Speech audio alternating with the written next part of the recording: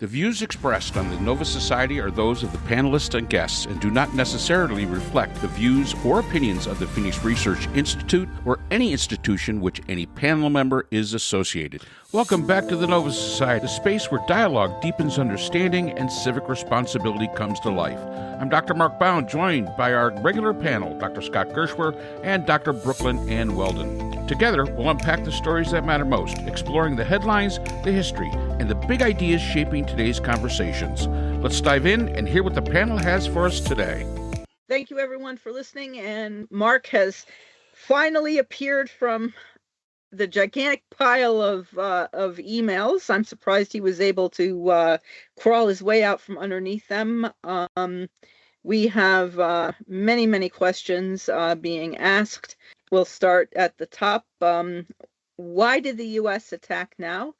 Reports are indicating that the negotiations were progressing, and I understand that the Iranians actually offered Trump a far better deal than Obama ever had, and Trump ignored it or turned it down and started dropping bombs. So, Mark, Scott? Yeah, I mean, I will admit, I mean, we had been talking about it.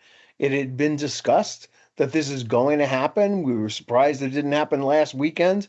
We were surprised that it happened, that it did happen on Saturday night. It seemed like for the last few weeks that this could have been going on. I want to start with this, okay? Because there's a lot of different ways that we can cut this up. But I do want to begin with this. There's something about using peace talks as a cover for a sneak attack that just hits me the wrong way. And that we were supposed to have a conversation. It's Wednesday today. They were supposed to resume talks on the nuclear issues with Iran on Monday, 2 days ago.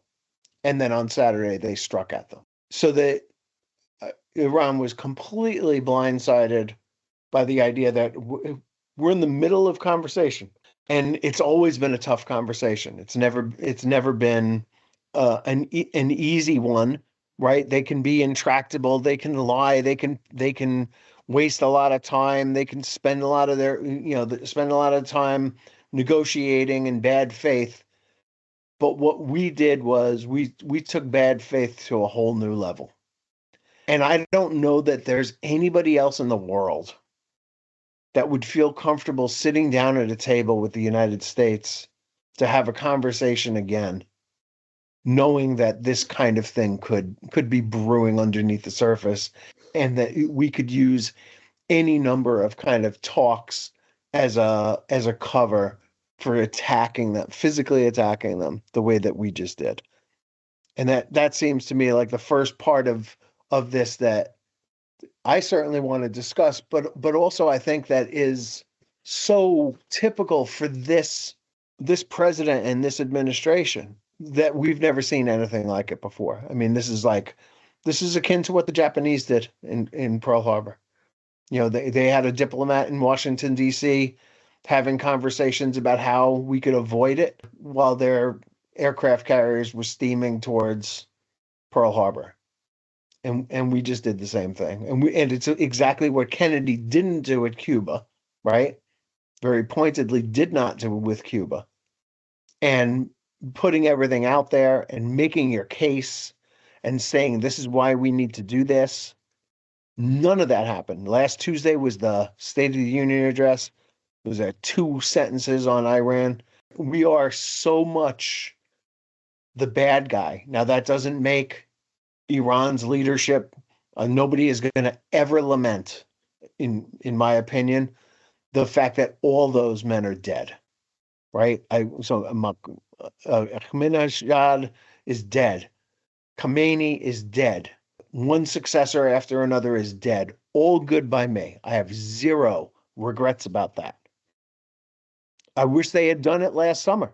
I was an advocate for when Israel said we have the Ayatollah in our sights and Trump told them not to hit him. That would have been the time for me to hit him and take him out and say, okay, now we've got your leader.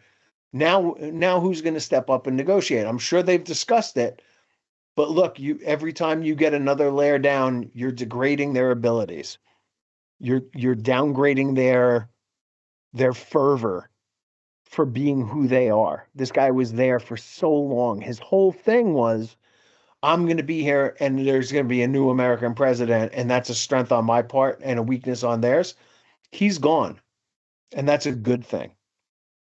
But I do not like the idea that we left Americans out there without getting them home, that we didn't have a stockpile of material that we need to fight the war, apparently, right? That seems to be coming out daily now, that we were unprepared for this and we went ahead and did it anyway, is so typical of Donald Trump and his approach to life. Let me survive the next 5 minutes and I'll figure out the next 5 minutes after that when this 5 minutes is up.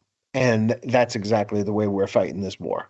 There was a lot on the news basically saying that it'll be tough to trust the Americans as a country when you're in negotiations. And the next thing you know, and supposedly those negotiations were going fairly well. And now attack in the middle of negotiations, and Scott makes a great correlation to the Japanese prior to the attack on Pearl Harbor, and I totally agree. Nobody's going to feel bad about the death of this absolute despot or anything. Nobody will. I mean, other than some of the people in Iran, of course. It was the right thing to do, and as Scott points out, it should have been done last year when the Israelis had, because they are very good at this. They are really good at taking out people in places where you can't get at, and we've said that all along. They do have that scalpel where we do not. We're more the sledgehammer. The idea, again, totally agreeing with Scott, that we've got people there, and now we're telling them you should get out, but we're not giving them really any way to do it. We're not supporting them in any way. Anybody, and this is my theory on this. This is the forget Epstein war. That's all this is. Let me give you something else to focus on and stop focusing on Epstein. And if that doesn't tell you that there's a lot in the Epstein files that a lot of important people, including Donald Trump, have to hide within those files, I don't know what else proof you need. I really do look at this, and I don't even call it. In fact, I'm going to take this from Jimmy Kimmel, who actually trademarked it, the Trump Epstein files. This is simply, as haphazard as we've done this, and it boggles the mind, but it does show the incompetence of the people that are in place. The chairman of the Joint Chiefs of Staff, Raisin Cain, he had no business being in that position in the first place. If he was in any way a decent, good chief of the Joint Chiefs of Staff, he would have said, listen, Mr. President, we can't do this. We're just not ready. We just are not ready. And Pete Hegseth, the Secretary of War. These are the people that have to come up and say to the president, these are supposedly the experts that can go to the president and say, Mr. President, this is not the thing to do. But because Trump wanted to do it, and in my mind wanted to, change the narrative for a while, and please, everybody out there, do not let those Epstein files go away. Don't let them go away, because it's far too important a topic. And yes, this thing in Iran is a hugely important topic going on right now. But don't lose sight. Do not do what we normally do, which is have the attention span of about 2 weeks, and we forget everything beforehand. And I don't want to lose sight. I'm not looking at the questions. I don't want to lose sight of the fact that Mike Johnson is refusing to hold votes on a War Powers Act vote in Congress. He's shut it all down. He won't let the House vote. He doesn't want to hold votes, and that is dereliction, serious dereliction of duty.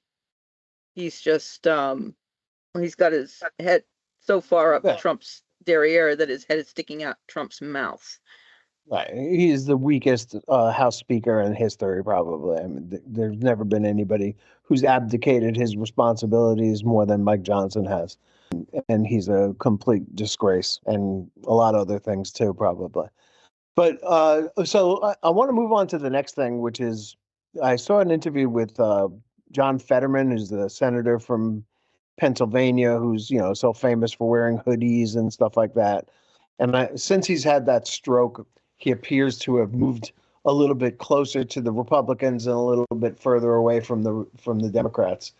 And he was in an interview this morning, and he seemed to be like, "Wow, we're destroying them. We can hover over their country if we want to because they don't have the missile defenses to stop us anymore. They can't really. We ended up getting shot down by our own side, Kuwait, more than Iran has been able to shoot down our airplanes." But he was like marveling about this, and I was like, Senator Fetterman, was there ever any doubt that we could win this war in a matter of days?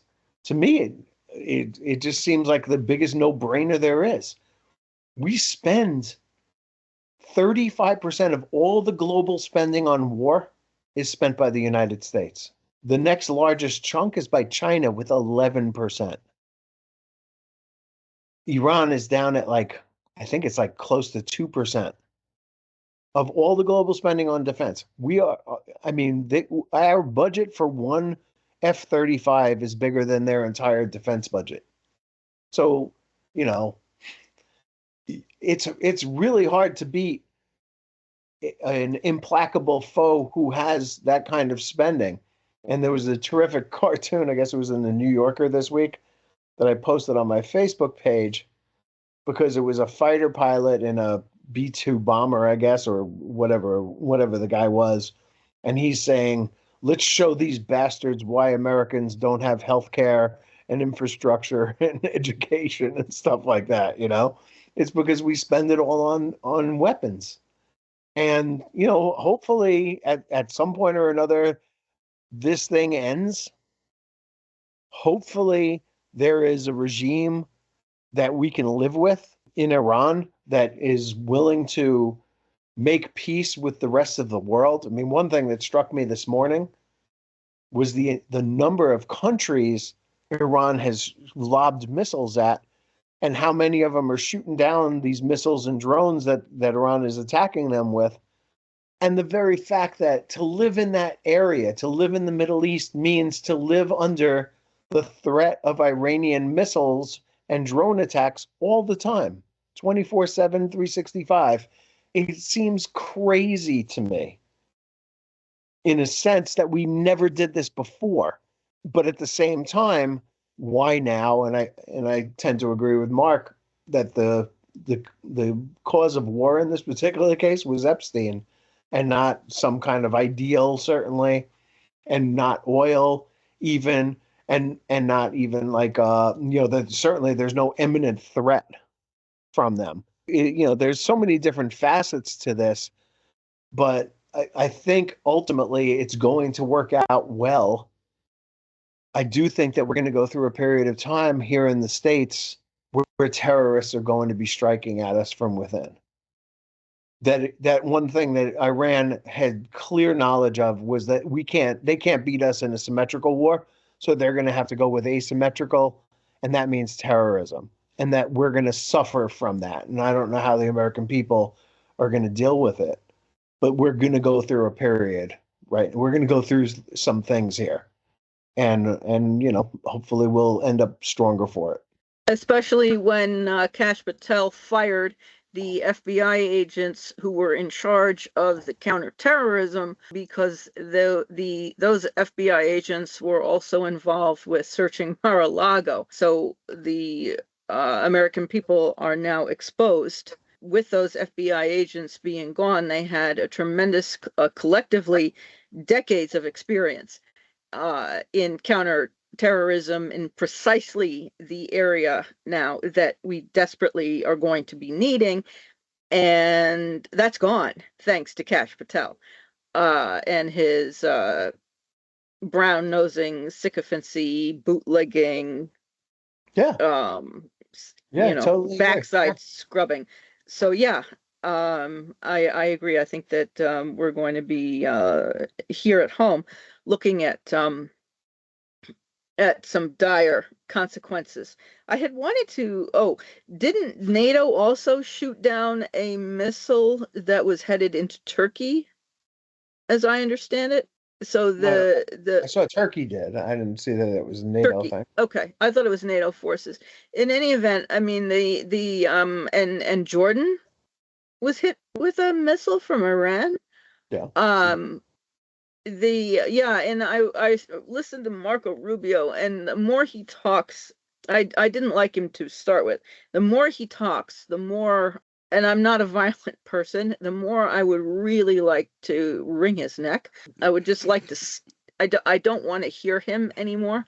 He said, "Well, we're hoping that we can help the Americans get out, and they can maybe go over a land route to a neighboring country where maybe they can find a commercial flight out." And I'm thinking, do you not know that there are no commercial flights out from anywhere? All commercial flights are canceled. I mean, and the British, of course, got their citizens out. And Americans are, who's going to help us? Apparently, there's a number you can call, the government phone number, that just says, when a reporter called it, hey, you've reached the State Department. The government is not going to help you get out. And that's about it, because half the State Department has been discharged. The incompetence. I mean, this is not even the B team. This is like the R team for reject, or the S team for stupid.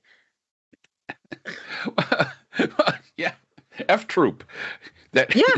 Going back to F troop. The argument was, this is for national security.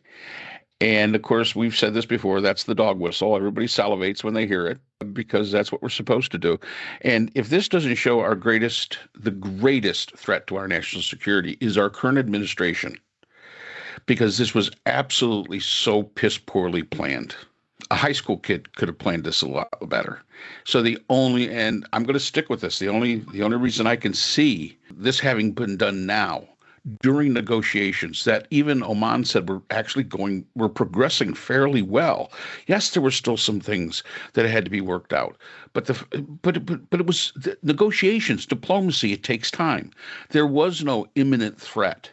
I mean, to say that the Iranians were going to have within 2 weeks a missile that was going to be able to reach the continental United States, even the experts say they're decades away from something like that.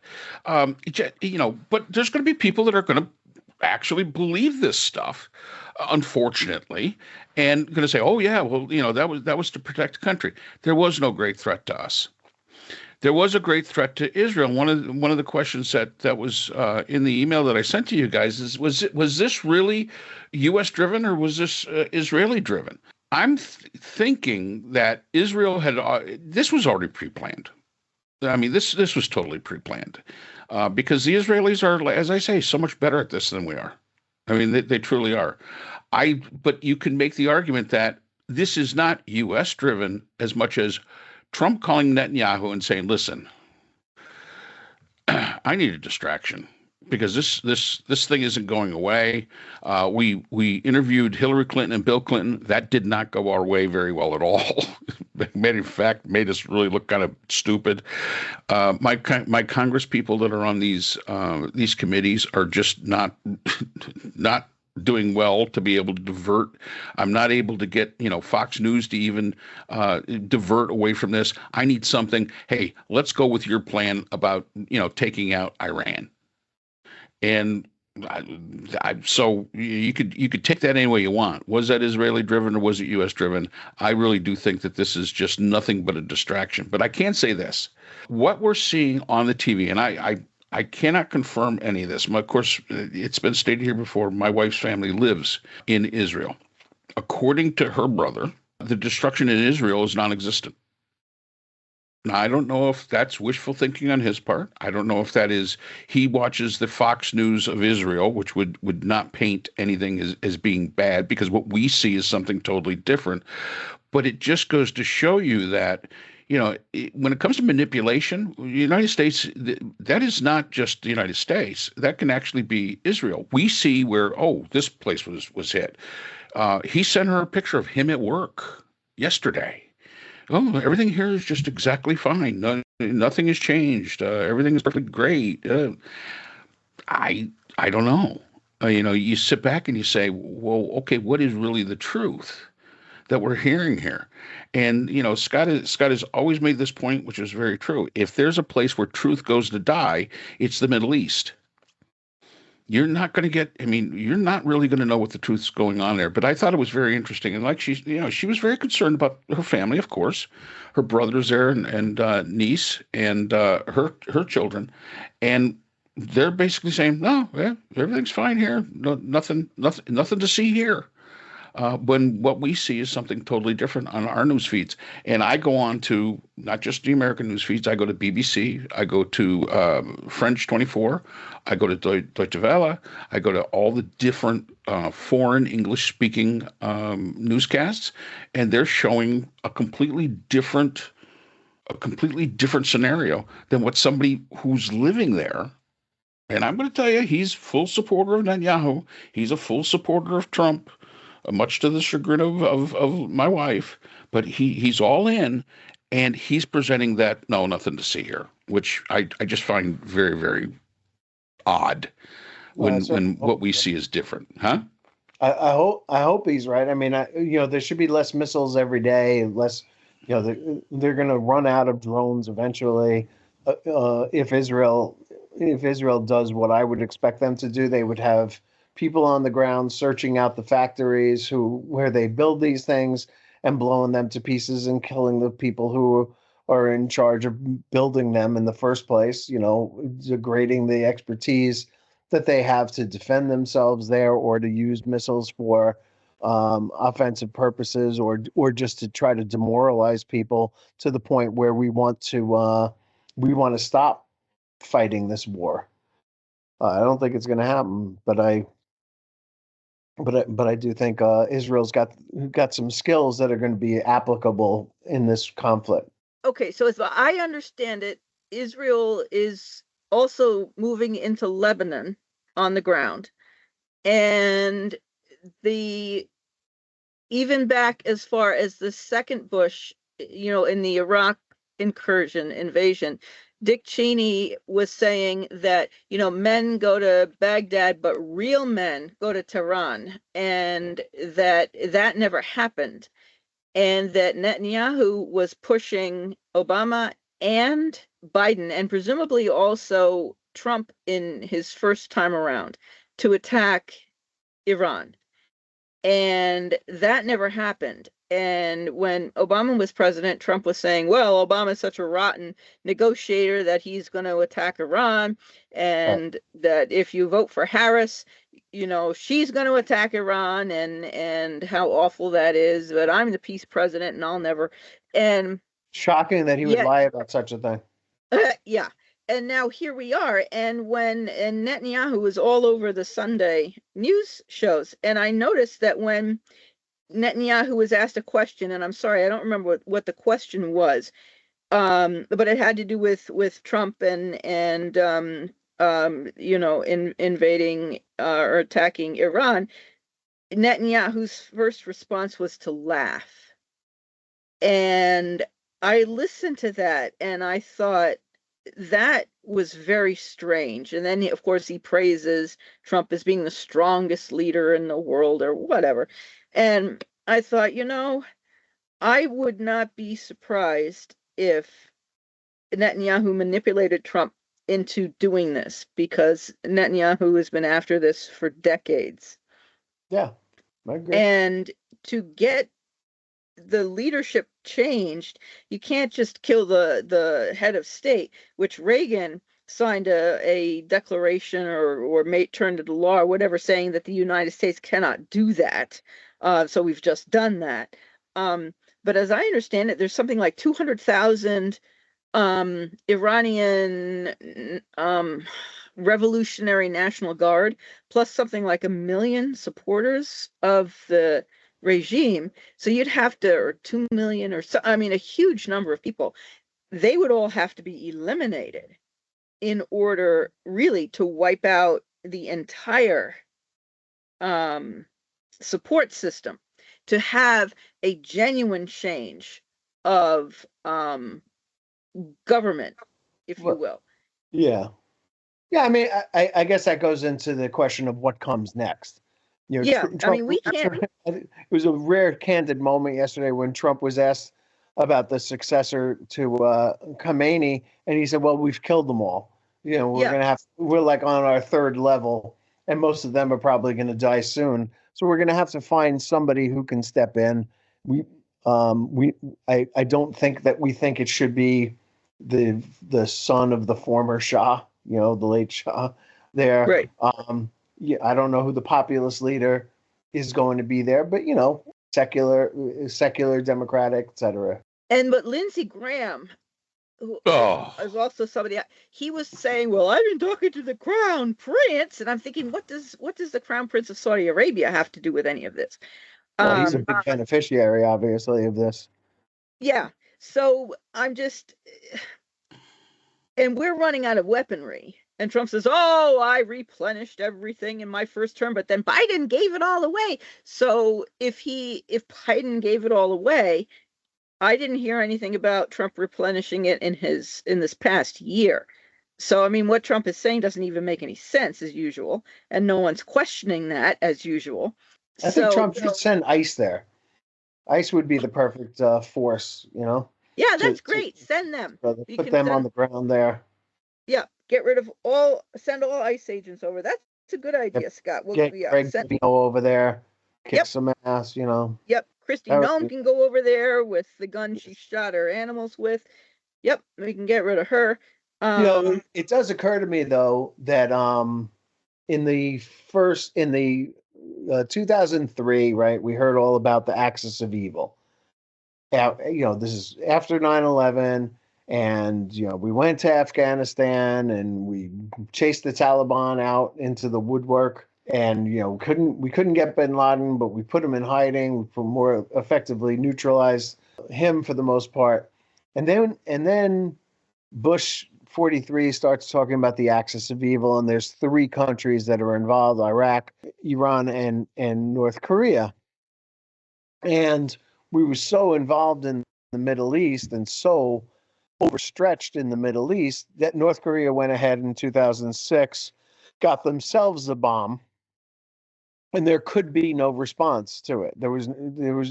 I'm sure W had intelligence that they were doing it, and had no means to fight a second front at that time. And so North Korea slipped into the family of countries with nukes that opposes the United States, right?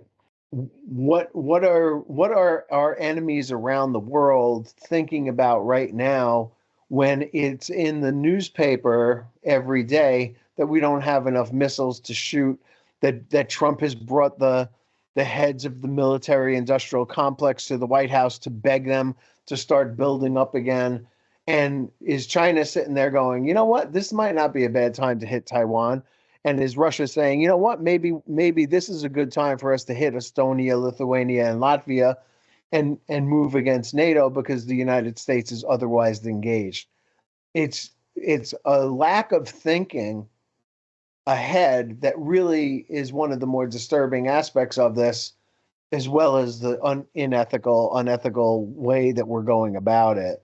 But there's really not been a lot of planning when it comes to we're going to do this and then they're going to do something. Like the simple calculus that JFK made during the missile crisis is, if we hit Cuba, they're going to hit Berlin. If we hit them in Berlin, they're going to hit somewhere else. And next thing you know, we're lobbing missiles at one another. And it's Armageddon. In this particular case, we've got the military embracing the idea of Armageddon. We've got the military leaders saying to their troops, Trump is Christ's representative on earth, and this is going to hasten in the end times, and we have to embrace this and go at it. This is not the America that I grew up in at all, and I'm deeply disturbed by what's happening there. And I know that Netanyahu has always used the Christian evangelical obsession with the Middle East as a quiver, an arrow in his quiver when it came to talking to American presidents and politicians. Yeah, I just want to make a point about the interceptors. Ukraine needs those. Our allies, or well, like Saudi Arabia and people like that, use them. We're using them. We don't have many remaining, and they cannot be produced quickly. As I understand it, they take a couple of years to build. They are not quick, and they are not inexpensive either. They're very, very sophisticated weaponry. So what, Scott, with your knowledge of Netanyahu and his skills in manipulation, of course, Trump is very easily manipulated. What do you think? I mean, Trump says, "Well, I pushed him into war," which I because Trump has to be the big thing and the big one and all this and that and the other. My feeling is it's more the other way around. And what do you think, given Netanyahu's use of the evangelical preoccupation or obsession with the end times in the Middle East and all the Christian nationalists in the government, and Trump's very predilection for being manipulated? Yeah, thank you. Go ahead. I don't really know who manipulated who and where MBS fits in this whole thing, because he's obviously also involved. I do think that it's like three people who really wanted to go to war: Netanyahu, Trump, and MBS, and that Trump has been talking about this since the 1980s, since he was a businessman in New York, a failed businessman or one on his way to failure. But he's been talking about it for a long time, and he's never made any secret of the fact that he covets the oil of other countries and that he is an imperialist at heart. And so if somebody is manipulating him, it's just because he can be manipulated. He's open to it. He's willing. He believes it anyway. And so it's easy to push him in the direction that you want to push him in. All you need is a little bit of flattery and some gold-plated crap to give him, and he's yours forever. A little bit more gold leaf and gold drapes, and he'll do whatever you want. And it's interesting, when we talk about Trump talking about the war. He was the one that came out and said Obama was going to be the one to do this, because he was losing and he needed to win. So once again, we see Trump basically putting to, a different scenario, the truth of what's going on here. He was the first one that says, yeah, Obama's losing big time. Oh, he's going to lose the midterm. Oh, this and that. He's going to start a war in Iran to be able to save himself. Well, yeah, that didn't happen. Obama didn't do that. But now Trump is basically taking his prediction from back then and the reasoning, saving himself, the reason from back then, and putting it into what is happening today. And this is one of those things where history is so important. People react and act exactly as you expect them to. And if we really pay attention to all the things that Trump has said, and yes, you've got to sift through all the bullshit. You got to sift through all the bravado and all that other crap. You really do. But if you listen to some of it, you can really get a really good sense of what the next 3 years are going to look like. Because he's going to be doing things that he was accusing other people of doing. He's going to do it himself. And let's remember, plain and simple, Obama did not attack Iran back when Trump said that was what was going to happen. But the reasoning behind it, I can understand his reasoning behind it. And yeah, Obama was slipping a little bit in the polls. Absolutely. And, is there a logical, way to think about, starting a war? Even the United States is not really good at changing leaders during wartime. We learned that during World War II. This is basically doing exactly what he said Obama was going to do. And that's why I call this the forget about Epstein war, because that's exactly what it is. And I think that, there's a lesson to be learned from this. He is going to do exactly what he said about other people for the reasons he said other people had it, because he can't think beyond that. And this has just been an absolute, yes, I can't say disaster. Yes, we have really done well. It's really a shame that Kuwait shot down three of our jets. That's kind of odd. Shows coordination. It probably doesn't exist as much as we would like it to. But the idea of we have Americans, and in some counts, I was reading a couple of different accounts, one of them being from Fox News, that there are almost 1 million people from the United States, Americans, in the region. And to say to them, all right, all you people have to get out, but we're not going to do anything to help you. I mean, 1 million people to get out of anywhere quickly is that's a heavy lift. But to do it in a war zone where your own country isn't helping you do it, that's almost impossible. So he's not only, doing what he's doing in Iran, he's also putting American citizens at risk. And I think that we have to remember those American citizens that are there for perfectly legitimate reasons. Absolutely perfectly legitimate reasons. And it just was just so poorly thought out. It wasn't even funny. I mean, it boggles me. I wonder what would have happened if Raising Cane was not the chairman of the Joint Chiefs of Staff. I really do wonder if they had somebody that was competent in there. And I don't know, or if we had an actual Secretary of Defense for war, whichever way you want to do it, that actually knew what the heck he was doing and wasn't just a cheerleader. There is no more rules of engagement. Yeah, that we've always been about that. We've always been about the Geneva Conventions. We've always supported that. Sometimes we haven't acted properly to them, but on the surface, we've never come out and said, "Well, the heck with the rules of war. There are no rules of war," and I don't know. It's a frightening place to be in, and if you think it's frightening for us here in the United States, which a lot of people it is, it's got to be a lot really frightening to a lot of our allies, because now they're thinking, "Whoa, what are we dealing with here? What is exactly we're dealing with?" And that has got to be on the mind. Just like if you're in negotiations with the United States, there's nothing that precludes them from stabbing you in the back and basically attacking in the middle of the negotiations, which is something that we have always condemned. We condemned it back during World War II. When you're in negotiations, that means, hey, even, Korean War, when they'd have negotiations, fighting would reduce a little bit. Not totally go away, but it would reduce a little bit. But we never started anything during that, because it defeats the entire objective of diplomacy.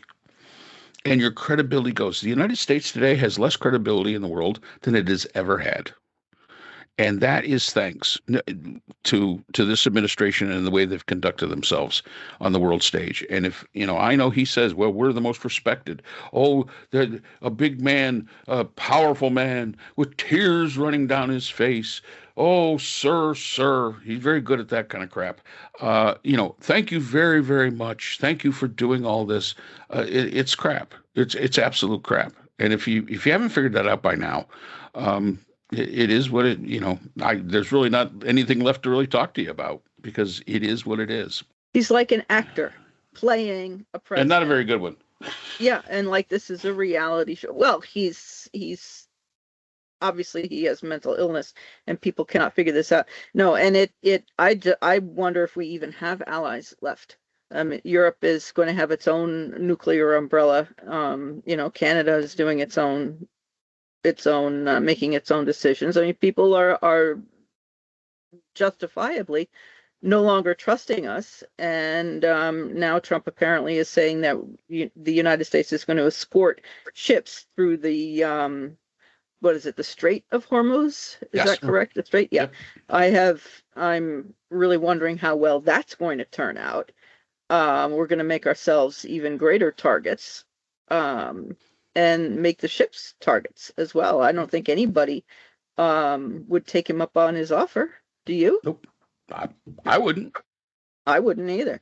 I wouldn't be rushing to the negotiation table or the, Oh, and by the way, what happened to that board of peace? Yeah. Where are they? Yeah. Well, yeah. Isn't with the this no kind of new like their wars thing? president. Yeah. Isn't Well, this that's kind of? just another lie then, correct? The no new wars president just saying to people what they wanted to hear so they would vote for him? Yeah, and yeah, it is. Go figure. Go figure. Yeah. I mean, So even some of his strongest supporters. This is the the red line, and we'll have to see. So we'll talk about that in our next episode. And that's all the time we have for today's episode. The Nova Society is a production of Nova Society Media, a division of the Phoenix Research Institute. We want to thank our production partners, Buzzsprout, who hosts the Nova Society, Audacity, our editing team, Apple Podcasts, the largest source of podcast and music online, Spotify, the most popular platform for the Nova Society, and iHeartRadio, your destination for all things music and podcasting. The Nova Society is available on all of these and other quality platforms listed in our description. And most importantly, we want to thank you, our listeners. Without your support, the Nova Society could not be possible. If you haven't already, please consider subscribing on the platform of your choice. It's easy, it's free, and helps our channel grow. For questions or comments, you can reach us at nova.society.podcast@gmail.com. So on behalf of Dr. Brooklyn Ann Weldon, Dr. Scott Gershworth, and all of our production partners here at the Nova Society, I'm Dr. Mark Bound. Remember, the true power of society is knowledge. Thank you for listening, and we hope to see you again next time. Hi, everyone. This is JJ, the co-founder of Good Pods. If you haven't heard of it yet, Good Pods is like Goodreads or Instagram, but for podcasts. It's new, it's social, it's different, and it's growing really fast. There are more than 2 million podcasts, and we know that it is impossible to figure out what to listen to. On Good Pods, you follow your friends and podcasters to see what they like. That is the #1 way to discover new shows and episodes. You can find Good Pods on the web or download the app. Happy listening!